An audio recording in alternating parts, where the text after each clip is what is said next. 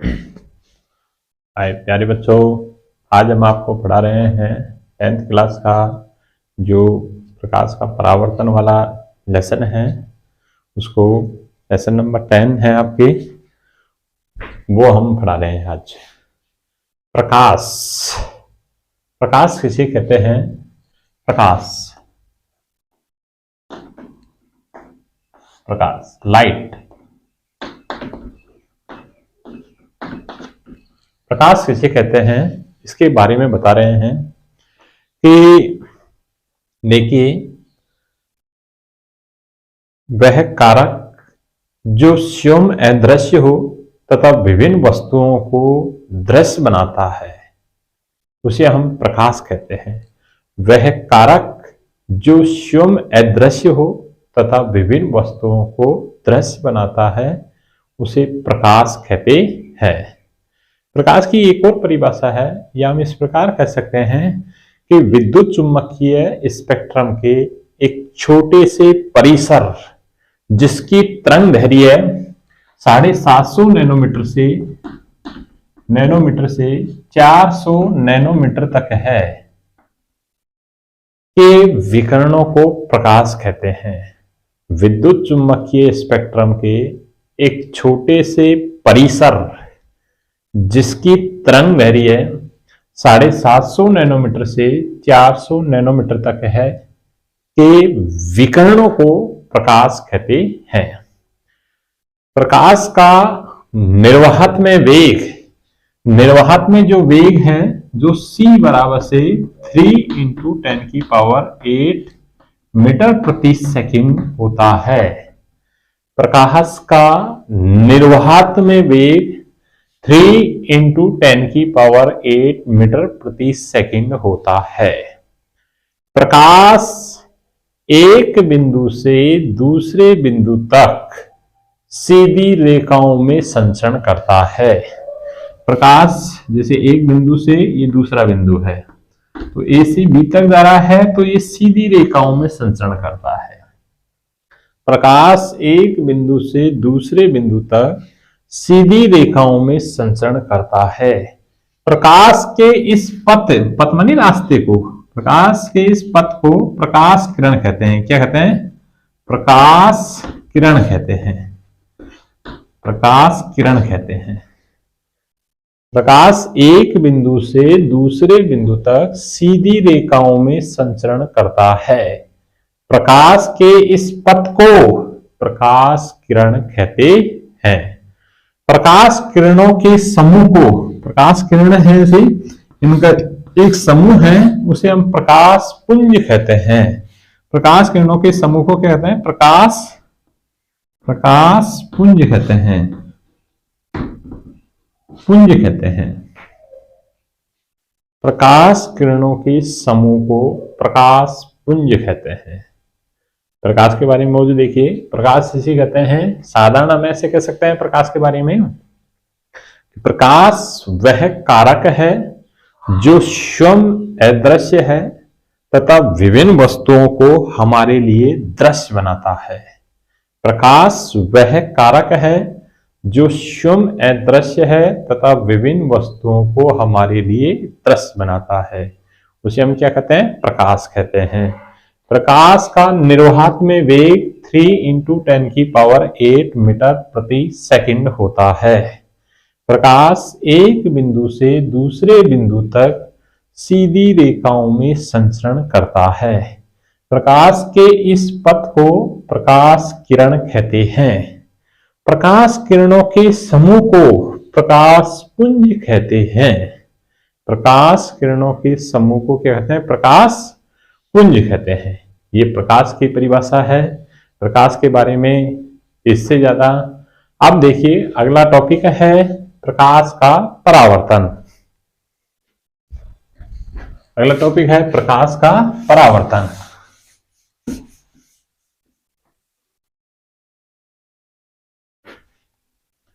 प्रकाश का परावर्तन। प्रकाश का परावर्तन, रिफ्लेक्शन ऑफ लाइट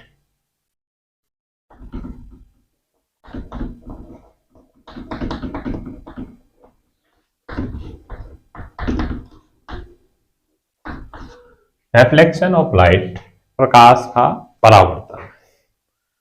प्रकाश का परावर्तन क्या है? देखिए, जब कोई प्रकाश की किरण एक माध्यम से चलकर दूसरे माध्यम के पृष्ठ से टकराकर, जब कोई प्रकाश की किरण एक माध्यम से चलकर, दूसरा माध्यम है, दूसरे माध्यम के पृष्ठ से टकराकर वापस उसी माध्यम में लौट जाती है, प्रकाश की इस परिघटना को प्रकाश का परावर्तन कहते हैं। देखिए कैसे, जैसे कोई एक माध्यम ये है, ठीक है, और ये क्या है? दूसरा माध्यम है, ठीक है। अब ये मान लीजिए दूसरा माध्यम कुछ भी हो सकता है। जब कोई प्रकाश की किरण किसी स्रोत से चलती है, किसी स्रोत से जब प्रकाश की किरण चलती है, तो जब कोई प्रकाश की किरण, ये मान लीजिए कोई स्रोत है, इससे जब कोई प्रकाश की किरण एक माध्यम से चलकर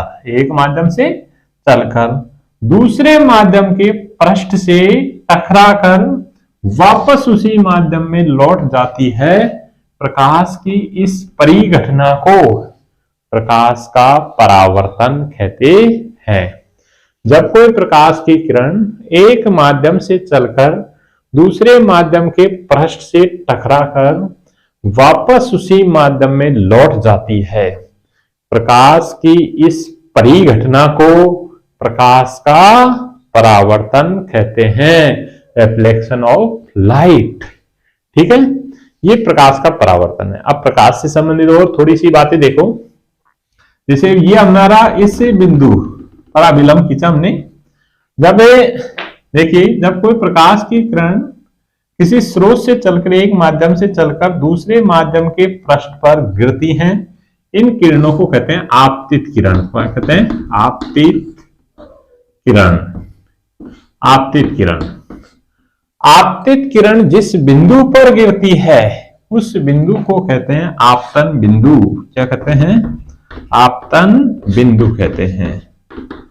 आपतन बिंदु। और आपतन बिंदु से टकराकर वापस उसी माध्यम में लौट जाती है, प्रकाश की इन किरणों को कहते हैं परावर्तित किरण। परावर्तित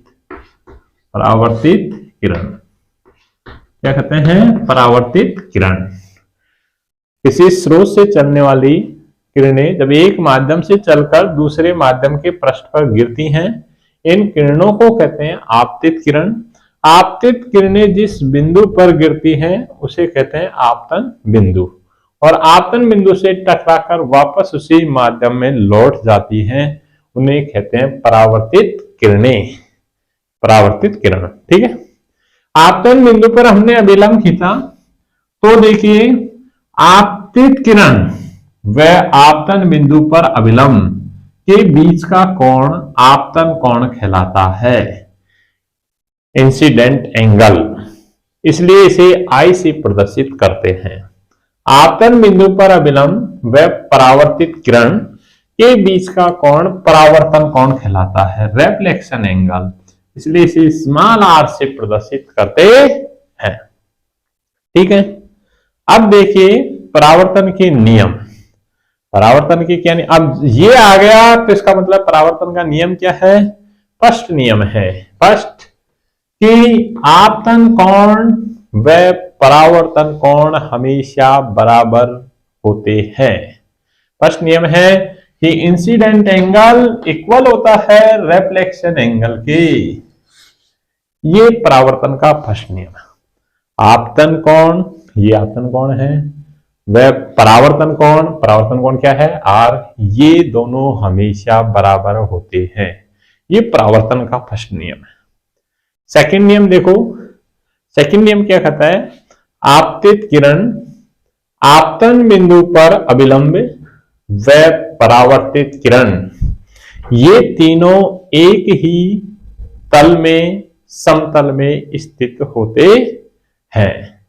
ये परावर्तन का द्वितीय नियम है। आपतित किरण आपतन बिंदु पर अभिलंब व परावर्तित किरण, ये तीनों एक ही तल में, समतल में स्थित होते हैं। ये परावर्तन का सेकंड नियम है। आगे देखिए, कि परावर्तन हो गया, ये परावर्तन से संबंधित परिभाषाएं थी।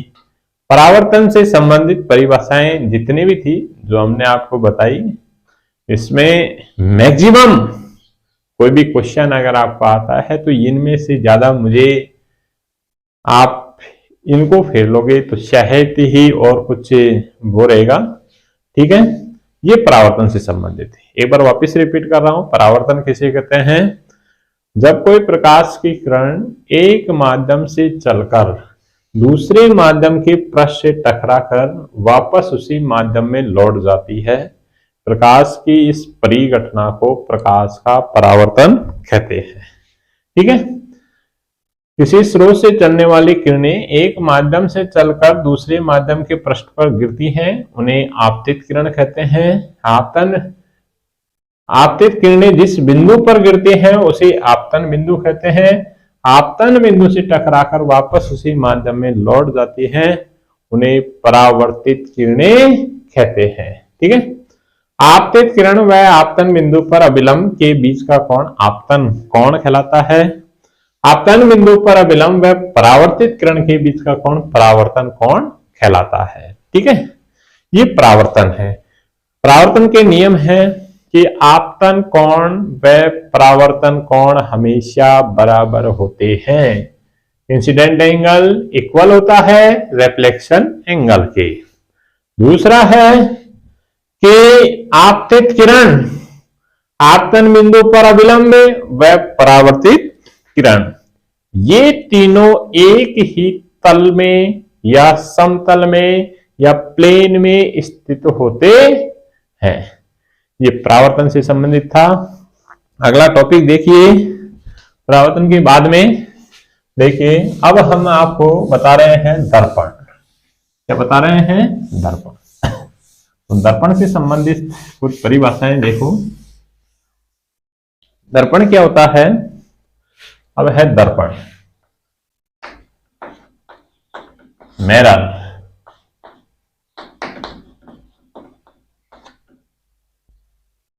दर्पण, दर्पण क्या है?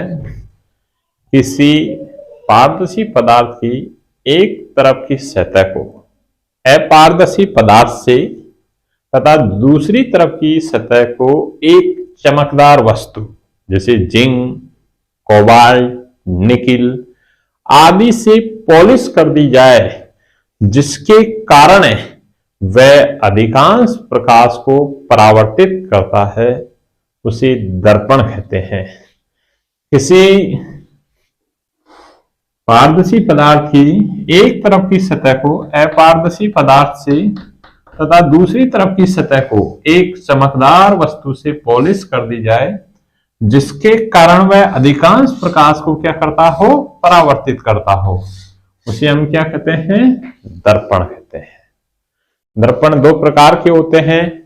एक समतल दर्पण, ऐसा दर्पण जिसका परावर्तन पृष्ठ समतल हो, समतल दर्पण कहलाता है। सेकंड है गोलीय दर्पण, ऐसा दर्पण जिसका परावर्तन पृष्ठ गोलीय है, उसे गोलीय दर्पण कहते हैं। ठीक है, उसके बाद में गोलीय दर्पण दो प्रकार के होते हैं। गोलीय दर्पण दो प्रकार के होते हैं। एक होता है अवतल दर्पण। कौन सा होता है? अवतल दर्पण। एक ऐसा दर्पण जिसका परावर्तन पृष्ठ दबा हुआ हो या धसा हुआ हो, उसे अवतल दर्पण कहते हैं। उसे अवतल दर्पण कहते हैं। एक ऐसा दर्पण जिसका परावर्तन पृष्ठ दबा हुआ हो या धसा हुआ हो, अवतल अवतल दर्पण कहते हैं। एक ऐसा दर्पण जिसका परावर्तन पृष्ठ दबा हुआ हो या धसा हुआ हो, उसे क्या कहते हैं? अवतल दर्पण कहते हैं। एक दूसरा होता है उत्तल दर्पण। एक ऐसा दर्पण जिसका परावर्तन पृष्ठ उभरा हुआ हो, ये परावर्तन पृष्ठ क्या रहा है? उभर रहा है, या बाह्य हो, उसे क्या कहते हैं? उत्तल दर्पण। उत्तल दर्पण। उत्तल एक ऐसा दर्पण जिसका परावर्तन पृष्ठ उभरा हुआ हो या बाह्य हो, उसे क्या कहते हैं? उत्तल दर्पण कहते हैं। क्या कहते हैं? उत्तल दर्पण कहते हैं। ठीक है, ये दर्पण दो प्रकार के हैं जो मैंने बता दिए। एक अवतल दर्पण, ऐसा दर्पण जिसका परावर्तन पृष्ठ दबा हुआ हो या धंसा हुआ हो, उसे कहते हैं अवतल दर्पण। एक ऐसा दर्पण जिसका परावर्तन पृष्ठ उभरा हुआ हो या बाह्य हो, उसे उत्तल दर्पण कहते हैं। ठीक है, अब देखिए दर्पण से संबंधित कुछ महत्वपूर्ण परिभाषाएं, वो देखिए। दर्पण से संबंधित महत्वपूर्ण परिभाषाएं क्या हैं? दर्पण से संबंधित महत्वपूर्ण परिभाषाएं,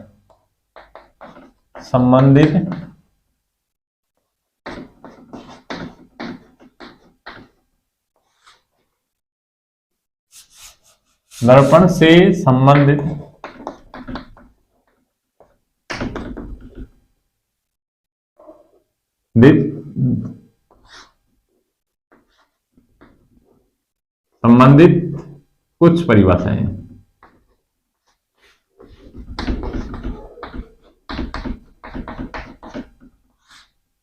कुछ परिभाषाएं। परिभाषाएं दर्पण से संबंधित कुछ महत्वपूर्ण परिभाषाएं। फर्स्ट है, जैसे ये दर्पण है, हम कोई सा भी दर्पण लेते हैं, ये जैसे मान लीजिए अवतल दर्पण है। ठीक है, ये अवतल दर्पण है। पहला है जैसे द्वारक। क्या है? द्वारक। दर्पण का द्वारक क्या होता है? गोलीय दर्पण जिस गोलाकार पृष्ठ है उसके व्यास को, गोलीय दर्पण के वक्राकार चाप के व्यास को, गोलीय दर्पण के वक्राकार चाप है ही, इस वक्राकार चाप के व्यास को, व्यास मानी ए और बी, तो ये वक्राकार चाप के क्या है? व्यास है। गोलीय दर्पण के वक्राकार चाप के व्यास को क्या कहते हैं? द्वारक कहते हैं। क्या कहते हैं? द्वारक। सेकंड है ध्रुव। क्या है? ध्रुव। ध्रुव किसे कहते हैं? गोलीय दर्पण के वक्राकार चाप के मध्य बिंदु को, इसका जो मध्य बिंदु है ये वक्राकार चाप है, इस वक्राकार चाप के मध्य बिंदु को क्या कहते हैं? ध्रुव। और ध्रुव को हम किसे प्रदर्शित करते हैं? पी से। वक्राकार चाप के मध्य बिंदु को ध्रुव कहते हैं। ठीक है, उसके बाद में आता है तीसरा है वक्रता केंद्र। वक्रता केंद्र क्या है? गोलीय दर्पण जिस गोले का भाग है, गोलीय दर्पण जिस गोले का भाग है उसके केंद्र को क्या कहते हैं? वक्रता केंद्र। ये गोलीय दर्पण जिस गोले का भाग है उसके केंद्र को क्या कहते हैं? वक्रता केंद्र। और वक्रता केंद्र को हम सी से प्रदर्शित करते हैं। किससे करते हैं? सी से प्रदर्शित करते हैं। वक्रता केंद्र को किससे प्रदर्शित करते हैं? सी से। ध्रुव को किससे करते हैं? पी से। ठीक है, वक्रता केंद्र। आगे देखिए वक्रता त्रिज्या। क्या है? वक्रता त्रिज्या। अब वक्रता त्रिज्या को हम कह सकते हैं वक्रता केंद्र और ध्रुव के मध्य की दूरी को, वक्रता केंद्र और ध्रुव के मध्य की दूरी को क्या कहते हैं? वक्रता त्रिज्या कहते हैं। वक्रता त्रिज्या को कैपिटल आर से प्रदर्शित करते हैं। किससे करते हैं? कैपिटल आर से। किससे प्रदर्शित करते हैं? कैपिटल आर से। ठीक है, मुख्य अक्ष क्या है? मुख्य अक्ष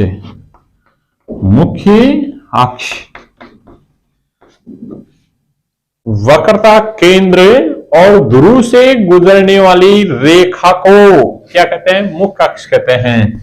ये वक्रता केंद्र और ध्रुव से गुजरने वाली रेखा को क्या कहते हैं? मुख्य अक्ष कहते हैं। वक्रता केंद्र और ध्रुव से गुजरने वाली रेखा को क्या कहते हैं? मुख्य अक्ष कहते हैं। ठीक है, अगला है मुख्य फोकस।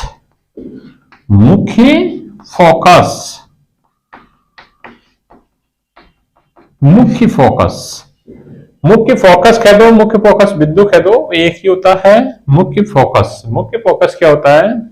जब कोई प्रकाश की किरण मुख्य अक्ष की समांतर जाती है, ये मुख्य अक्ष है, तो जब कोई प्रकाश की किरण मुख्य अक्ष की समांतर जाती है तो दर्पण से परावर्तन के पश्चात मुख्य अक्ष के एक बिंदु से होकर गुजरती हैं, जिसे मुख्य फोकस कहते हैं। जब कोई प्रकाश की किरण मुख्य अक्ष की समांतर जाती है तो दर्पण से परावर्तन के पश्चात मुख्य अक्ष के एक बिंदु से होकर गुजरती हैं।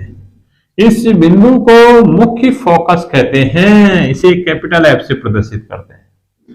कोई भी प्रकाश की किरण जो मुख्य अक्ष के समांतर जाती है, दर्पण से परावर्तन के पश्चात मुख्य अक्ष के एक बिंदु से होकर गुजरती है, उसे मुख्य फोकस बिंदु कहते हैं। इसे कैपिटल एफ से प्रदर्शित करते हैं। किससे करते हैं? कैपिटल। जब कोई प्रकाश की किरण मुख्य अक्ष के समांतर जाती है तो दर्पण से परावर्तन के पश्चात जिस बिंदु से होकर गुजरती है उसे मुख्य फोकस बिंदु कहते हैं। ठीक है, इसे हम कैपिटल एफ से प्रदर्शित करते हैं। किससे करते हैं? कैपिटल एफ से। एक होता है मुख्य फोकस तल, मुख्य अक्ष से गुजरने वाला वह मुख्य फोकस बिंदु मुख्य अक्ष के लंबवत, मुख्य अक्ष के लंबवत मुख्य फोकस से गुजरने वाले तल को मुख्य फोकस तल कहते हैं। ठीक है, ये हमारे पास कुछ महत्वपूर्ण परिभाषाएं थी जो दर्पण से संबंधित थी, जो हमें आनी चाहिए। ठीक है, उसके बाद में देखिए हम बताते हैं कि प्रतिबिंब बनने के नियम। देखो, प्रतिबिंब किसे कहते हैं और प्रतिबिंब बनने के क्या नियम हैं वो आप बताएंगे। प्रतिबिंब, प्रतिबिंब किसे कहते हैं? तो देखिए, प्रतिबिंब, प्रतिबिंब, प्रतिबिंब, प्रतिबिंब किसे कहते हैं? देखिए, प्रतिबिंब किसे कहते हैं? प्रतिबिंब के लिए देखिए, ये मान लीजिए कोई दर्पण है, ये इसका मुख्य अक्ष है, तो प्रतिबिंब किसे कहते हैं? प्रतिबिंब देखिए, किसी भी बिंब से चलने वाली दो या दो से अधिक किरणें दर्पण से परावर्तन के पश्चात जिस बिंदु पर जाकर मिलती हैं वो बिंदु उस बिंब का प्रतिबिंब कहलाता है।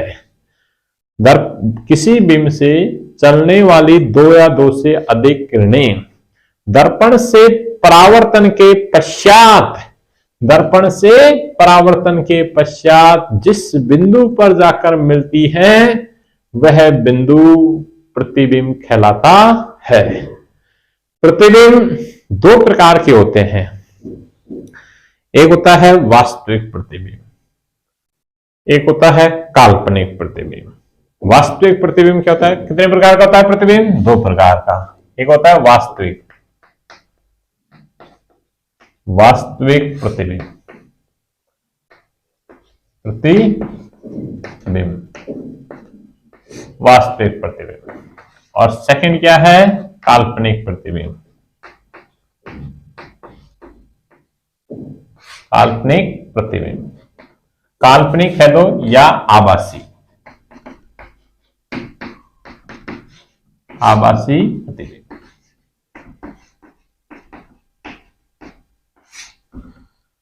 वास्तविक प्रतिबिंब एक ऐसा प्रतिबिंब जो वास्तव में दर्पण के सामने बनता है। एक ऐसा प्रतिबिंब जो वास्तव में दर्पण के सामने बनता है उसे वास्तविक प्रतिबिंब कहते हैं। ठीक है। काल्पनिक प्रतिबिंब, काल्पनिक प्रतिबिंब क्या होता है? एक ऐसा प्रतिबिंब जो दर्पण के पीछे बनता है। एक ऐसा प्रतिबिंब जो दर्पण के पीछे बन रहा है उसे क्या कहते हैं? काल्पनिक या आभासी प्रतिबिंब कहते हैं। या तो क्या कहेंगे? काल्पनिक या आभासी प्रतिबिंब कहते हैं। ठीक है, ये प्रतिबिंब है। अब प्रतिबिंब बनने के नियम बताते हैं। प्रतिबिंब कैसे बनते हैं? प्रतिबिंब बनने के नियम, प्रतिबिंब बनने के नियम हैं तो उसमें देखिए प्रतिबिंब बनने के नियम। प्रतिबिंब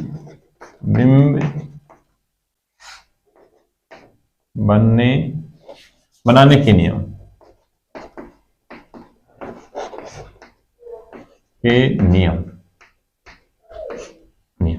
प्रतिबिंब बनाने के क्या नियम है? प्रतिबिंब बनाने के 4 नियम है। फर्स्ट नियम देखिए, 4 नियम प्रतिबिंब बनाने के 4 नियम है।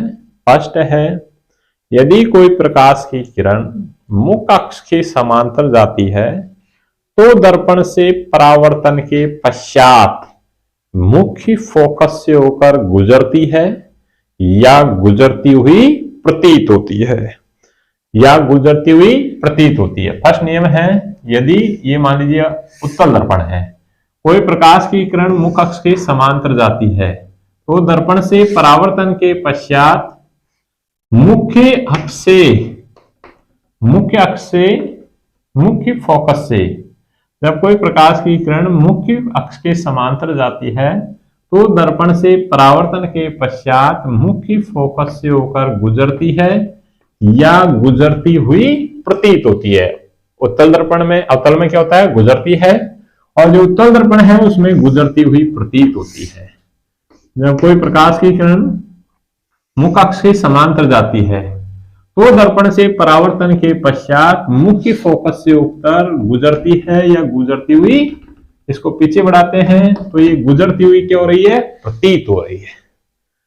कोई प्रकाश की किरण जब मुख्य अक्ष के समांतर जाती है तो दर्पण से परावर्तन के पश्चात मुख्य फोकस से होकर गुजरती है या गुजरती हुई प्रतीत होती है। ये फर्स्ट नियम है, ठीक है। सेकंड नियम ये है कि जब कोई प्रकाश की किरण वक्रता केंद्र से होकर गुजरती है तो या गुजरती हुई प्रतीत होती है तो दर्पण से, जब कोई प्रकाश की किरण वक्रता केंद्र से होकर गुजरती है या गुजरती हुई प्रतीत होती है तो दर्पण से परावर्तन के पश्चात उसी मार्ग में लौट जाती है। जब कोई प्रकाश की किरण वक्रता केंद्र से होकर गुजरती है या गुजरती हुई प्रतीत होती है, आगे बढ़ाते हैं तो ऐसा लग रहा है कि वक्रता केंद्र से होकर गुजर रही है, तो दर्पण से परावर्तन के पश्चात वापस उसी मार्ग में लौट आती है। जब कोई प्रकाश की किरण वक्रता केंद्र से होकर गुजरती है या गुजरती हुई प्रतीत होती है तो दर्पण से परावर्तन के पश्चात वापस उसी मार्ग में लौट आती है, ठीक। तीसरा है, जब कोई प्रकाश की किरण मुख्य फोकस से होकर गुजरती है, मान लीजिए मुख्य फोकस से होकर गुजरती है तो दर्पण या गुजरती हुई प्रतीत होती है तो दर्पण से परावर्तन के पश्चात मुख्य अक्ष के समांतर हो जाती है। जब कोई प्रकाश की किरण मुख्य फोकस से होकर गुजरती है या गुजरती हुई प्रतीत होती है, ऐसा लग रहा है कि मुख्य फोकस से होकर गुजर रही है, दर्पण से परावर्तन के पश्चात मुख्य अक्ष की क्या हो जाती है? समांतर हो जाती है। जब कोई प्रकाश की किरण मुख्य फोकस से होकर गुजरती है या गुजरती हुई प्रतीत होती है तो दर्पण से परावर्तन के पश्चात मुख्य अक्ष की समांतर हो जाती है। और एक और है, जब कोई प्रकाश की किरण ध्रुव पर जिस कोण पर आपतित होती है परावर्तन के नियम का पालन कर उसी कोण से परावर्तित हो जाती है। ध्रुव पर, जब कोई प्रकाश की किरण ध्रुव पर जिस कोण पर आपतित होती है परावर्तन के नियम का पालन कर उसी कोण से परावर्तित हो जाती है। इन चारों किरणों में से कोई भी 2 किरण, हमें प्रतिबिंब बनाने के लिए कम से कम 2 किरणों की आवश्यकता होती है, ठीक है। ये 4 हैं, याद रखना। जब कोई प्रकाश की किरण मुख्य अक्ष के समांतर जाती है, दर्पण से परावर्तन के पश्चात मुख्य फोकस से होकर गुजरती है या गुजरती हुई प्रतीत होती है, ठीक है। जब कोई प्रकाश की किरण वक्रता केंद्र से होकर गुजरती है या गुजरती हुई प्रतीत होती है तो दर्पण से परावर्तन के पश्चात उसी मार्ग में लौट जाती है। जब कोई प्रकाश की किरण मुख्य फोकस से होकर गुजरती है या गुजरती हुई प्रतीत होती है तो दर्पण से परावर्तन के पश्चात मुख अक्ष के समांतर हो जाती है। जब कोई प्रकाश की किरण ध्रुव पर जिस कोण पर आपतित होती है वह उसी कोण से परावर्तित या परावर्तन के नियम का पालन करती है। ठीक है, ये प्रतिबिंब बनाने के नियम है। अब प्रतिबिंब बनाने के नियम यदि हमको आते हैं तो हम प्रतिबिंब बना सकते हैं। अब प्रतिबिंब किस कंडीशन में कैसे बनते हैं ये और देख लीजिए। प्रतिबिंब बनने के वो देखिए, प्रतिबिंब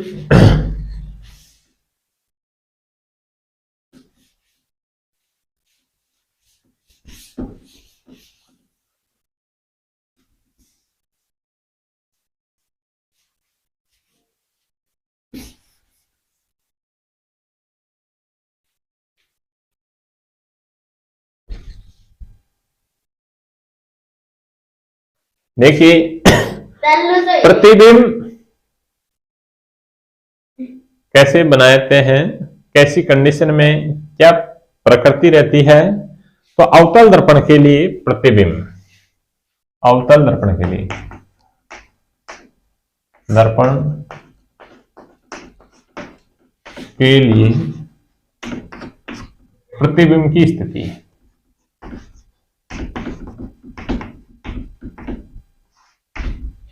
प्रतिबिंब। तो देखिए प्रतिबिंब की, देखो ये हम एक सारणी के रूप में बता देता हूं थोड़ा सा। जैसे बिंब, बिंब कहां है तो प्रतिबिंब कहां बनता है, प्रतिबिंब।